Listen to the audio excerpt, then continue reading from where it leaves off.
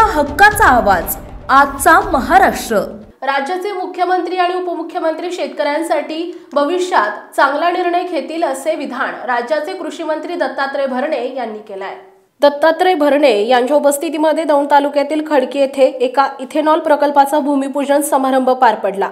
यावेळी दत्तात्रय भरणे बोलत होते। शेतकरी बांधवांना एवढंच सांगायचे, येणाऱ्या काही दिवसात अतिवृष्टीचं संकट आहे, ते कमी होईल। शेतकऱ्यांना चांगल्या प्रकारची मदत दिल्यानंतर भविष्य काळात निश्चित प्रकारे माझ्या शेतकरी बांधवांसाठी ज्या काही चांगल्या गोष्टी करता येतील त्या योग्य वेळी राज्याचे मुख्यमंत्री, दोन्ही उपमुख्यमंत्री शेतकऱ्यांसाठी भविष्यात चांगला निर्णय घेतील असं मोठं विधान राज्याचे कृषी मंत्री दत्तात्रय भरणे यांनी केलाय।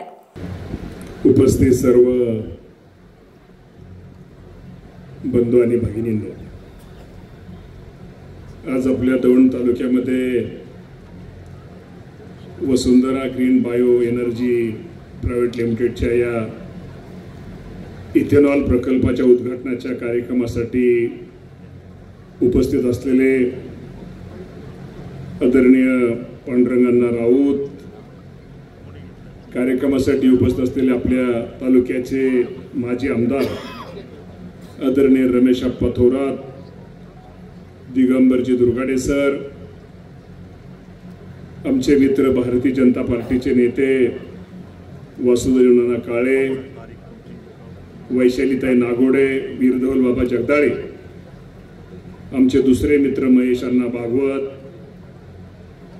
योगेशजी ससाने, आमचे बँकेचे संचालक सुरेश अण्णा गुले, आमचे बोरचे आपले बँकेचे संचालक जगताप साहेब, बाळासाहेब तात्या गावडे, सागर दोमकर, संजय देसाई, नितीन भाऊ दोरगे आणि ज्यांच्या विनंतीला मान देऊन आपण सगळे हजर आहोत ते विकास अण्णा रासकर, महेंद्रजी वाघ, शिवाजीराव केदारी, दिलीपराव टकले, यशवंतराव पठारे, ज्ञानेश्वर पठारे, राजेंद्र तांबे, रोहन कांडगे, मुरलीधर कांडगे, दादासाहेब गदादे, शशिकांत चांदगुडे, किरण शिंदे, सकाराम शिंदे, माधव राऊत, यशोधन राजकर, राज राजकर। नाव वाचल्यानंतर मला वाटतं सगळी गरीबच माणसं दिसत आहेत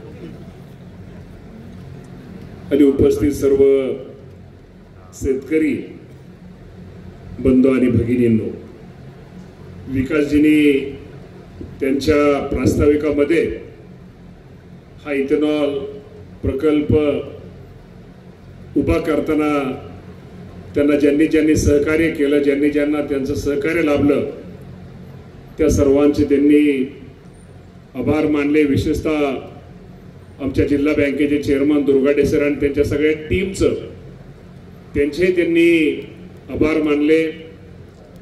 राऊत साहेबांचा सल्ला, अण्णांचा सल्ला हा आता ते दोघे एकत्र असल्यामुळं आता सल्ला कोण कोणाला देतं मला माहित नाही, परंतु दोघांचा एकमेकाला सल्ला असतो आणि एक वैशिष्ट्य आहे की पांडुरंगांना राऊत असतील किंवा विकासांना असतील ह्या मंडळींनी कधीही स्वतःची जाहिरात किंवा जास्त पुढं न येता एक स्वतःचा व्यवसाय उभा करताना तो व्यवसाय हा स्वतः पुरता न राहता त्याचा उपयोग हा सर्व समाज बांधवांना, सर्वांना, सुशिक्षित बेरोजगारांना त्याचा जास्त कसा होईल याचा प्रयत्न या बंधूंनी केला। वसुंधरा ग्रीन बायोएनर्जीच्या सगळे संचालक मंडळाने निश्चित प्रकारे हे आपल्या खडकी गाव हे निवडलं आणि खडकी गावामध्ये ही 20 एकर जागा घेऊन हा प्रोजेक्ट त्यांनी इथं चालू केलेला आहे। निश्चित प्रकारे जे याचा फायदा हा माझ्या शेतकरी बांधवांना होणार आहे। मला वाटतं त्यांना मका आणि मला वाटतं तांदूळ आणि मका जास्त, मला वाटतं 90% मका आणि थोडा तांदूळ ह्या दोन गोष्टी यांना जास्त लागणार आहे। तर त्यामुळे निश्चित प्रकारे त्याचा ह्या गोष्टीची मागणी वाढल्यानंतर त्याचा फायदा एक माझ्या शेतकरी बांधवांना त्यांच्या पिकामध्ये जी मकाचं पीक घेतलंय त्याला एक चांगल्या प्रकारचा बाजारभाव हा भविष्यामध्ये मिळणार आहे। त्यामुळे शेतकऱ्यांचा त्यात जास्त फायदा होतोय त्याचा एक निश्चित प्रकारे एक आनंद आज एक राज्याचा कृषी मंत्री म्हणून माझ्यासारख्या कार्यकर्त्याला आहे.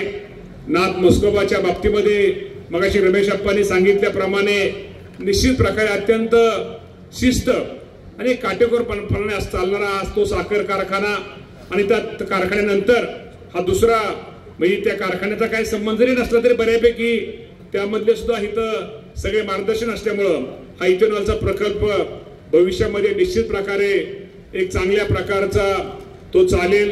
त्यामुळे शेतकऱ्याला चांगल्या प्रकारचा बाजारभाव होईल. मी सहज मगाशी अण्णाला म्हणत होतो की इंदापूरला आमच्या असे 3 प्रकल्प झालेत.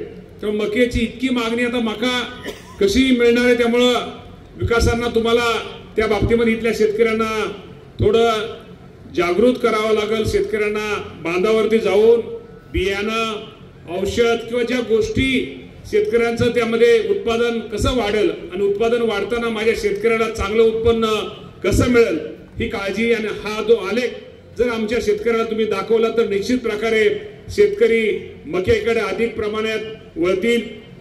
आज कार्यक्रम खूप वेगळा आहे, खूप चांगला कार्यक्रम आहे. दीपावली आहे.